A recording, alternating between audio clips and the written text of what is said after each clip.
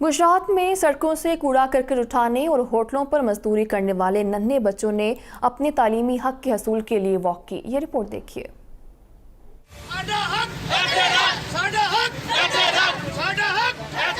मुल्क में स्कूलों से बाहर 2.5 करोड़ बच्चों को तालीम का हक दिलाने के लिए वॉक का एहतमाम किया गया।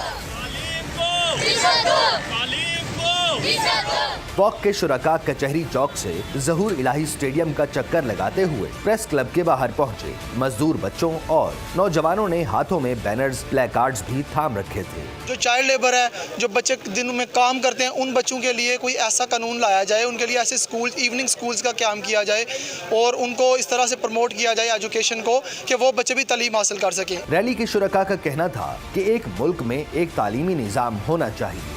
मुफ्त और लाजमी तालीम हर बच्चे का बुनियादी हक और रियासत की जिम्मेदारी है। आप इंफ्रास्ट्रक्चर देख लें, वहाँ पे बिल्डिंग देख लें, वहाँ पे वो वॉशरूम वगैरह की हालत देख लें, वहाँ की जो फर्नीचर की हालत देख लें, वो मतलब वहाँ पे जो स्टाफ है, टीचर्स हैं, वो कुछ भी अवेलेबल नहीं है। वॉक का मकसद पाकिस्तान में तालीमी इस्लाहात, पुराने सिलेबस में तब्दीली और तालीम से महरूम बच्चों को मुआशरे का मुफीद शहरी बनाना था। तालीम को इज्जत दो, तालीम को इज्जत दो।